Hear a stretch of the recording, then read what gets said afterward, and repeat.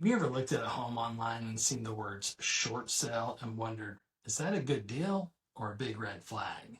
You're not alone. There's a lot of really weird words in real estate, and sometimes people in the industry forget to slow down and explain what those words mean. So today we're going to keep it simple. By the end of this video, you'll know what a short sale home is, who has to approve it, why it happens, and where in the Rockwall, Texas area you can find them. Let's start with a simple question. What is a short sale? A short sale is when the existing lender agrees to take less than is owed in order to sell a home. Let's use an example. Say a seller owes $300,000 to their lender. However, they can only sell their home for $280,000. That would be an example where a short sale would be needed. Now let's take a look at who's involved in a short sale. And so we'll start out by looking at a traditional sale and who's involved in that. So typically you would have your parties, the buyer and the seller. You would have a buyer's lender if they're getting a loan. And you would have a title company being the major players in a transaction. Now in a short sale, there's an additional lender. And so remember, it's the existing lender on the home that has to approve a short sale.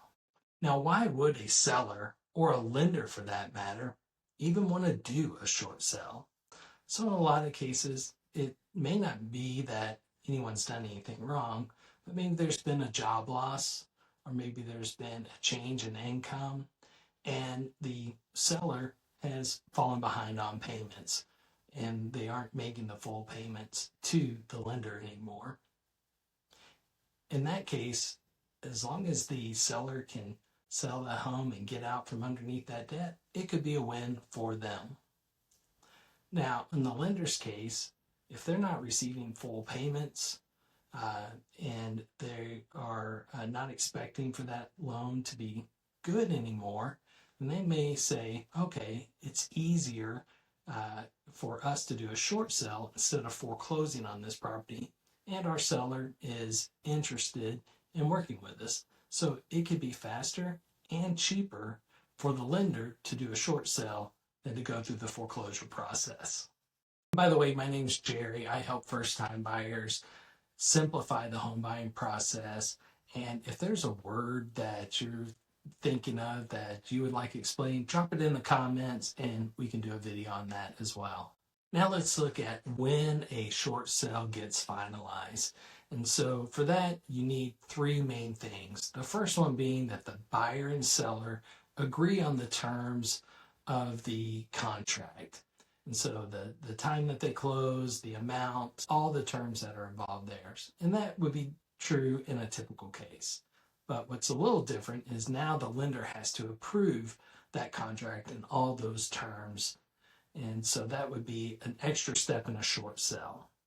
And then finally, you would want a title company, at least in Texas, the title company acting as escrow officer would close that transaction, make sure everyone's paid the money that is due, and is passed with clear title. Now let's turn to the question of where might we find short sales? And so I did a quick search online and found some in the local area, but in general, any market where you see flat or decreasing prices, you can see the potential for short sales. And obviously, you can see that in an increasing market as well, given certain circumstances, but the most likely time is in a flattening or prices are dropping in the area.